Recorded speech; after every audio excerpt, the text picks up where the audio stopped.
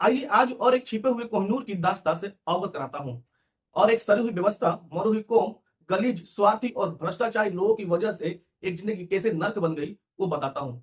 नमस्कार, मैं अमित कुमार और आप देख रहे हैं स्टार वन न्यूज।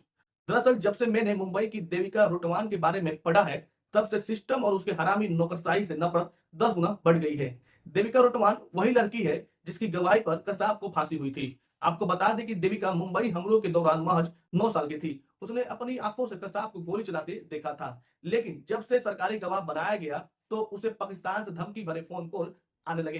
देविका की जगह अगर कोई और होता तो वह गवाही नहीं देता। लेकिन इस बहादुर लड़की ने न सिर्फ कसाब के खिलाफ गवाही दी, बल्कि सीना तान के बिना की सुरक्षा के मुंबई हमले के बाद भी 5 साल तक उसी झुग्गी झोपड़ी में रही। लेकिन इस देशभक्ति के बदले उसे क्या मिला? लोगों ने साथ तक नहीं दिया। आपको बता दें कि देविका रोटवान जब सरकारी गवाह बनने को राजी हो गई, तो उसके बाद उसे स्कूल से निकाल दिया गया, क्योंकि स्कूल प्रशासन का कहना था कि आपकी लड़की को आतंकियों से धमकी मिलती है, जिससे हमारे दूसरे स्टूडेंट्स को भी जान का खतरा पैदा हो सकता है। यहाँ तक कि देविका के रिश्तेदारों ने उससे दूरी बना ली, क्योंकि उसे पाकिस्तान आतंकियों से डर लगता था, जो लगातार देविका को धमकी देते थे।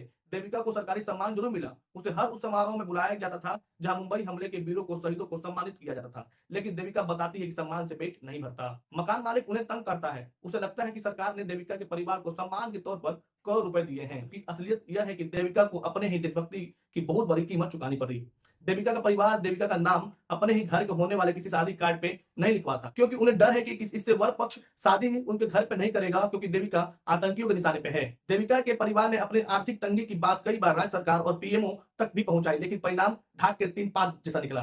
देविका की मां 2006 में ही गुजर गई थी। अगर देविका के घर आप जाएंगे तो उसके साथ कई नेताओं ने फोटो खिंचवाई, कई मेडल रखे हुए हैं, लेकिन इस सबसे पेट नहीं चलता। देविका बताती है कि उसके रिश्तेदारों को लगता है कि हमें सरकार से करोड़ रुपए इनाम में मिले हैं, लेकिन असल स्थिति यह है कि 2 रोटी के लिए भी उनका परिवार तरसता है। आतंकियों से दुश्मनी के नाम पर देविका के परिवार से उसके आसपास के लोग और उसकी कई दोस्तों ने उसे दूरी बना ली, कि कहीं आतंकी देविका के साथ उन्हें भी जान से न मार दें। महाराष्ट्र के मुख्यमंत्री और डीएम ऑफिस के कई चक्कर लगाने के बाद उधर जवाब मिला कि हमारे जिम्मे एक ही काम नहीं है। देविका के पिता बताते हैं कि उन्होंने अधिकारियों से कहा कि मुख्यमंत्री साहब ने मदद करने की बात कही थी। सरकारी बाबू का कहना है कि लिखित में लिखवा के लाइए, तब आगे कार्रवाई की जाएगी।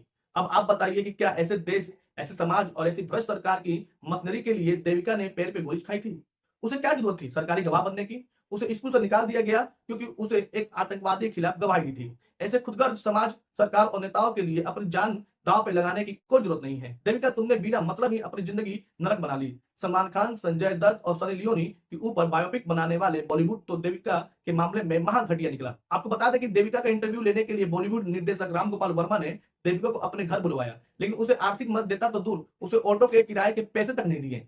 ऐसा संवेदनहीन है अपना समाज। शायद कितनों को तो देविका के बारे में पता भी नहीं होगा कि देविका रोटवान कौन है। अपने सभी मित्र एवं परिजनों को इस बहादुर बच्ची के अवगत करवाइए। लाइक, कमेंट और शेयर कर बेटी को न्याय दिलवाने के लिए आवाज उठाइए। जिम्मेदार लोगों तक इस पोस्ट को पहुंचाइए और वीडियो को ज्यादा शेयर कीजिए।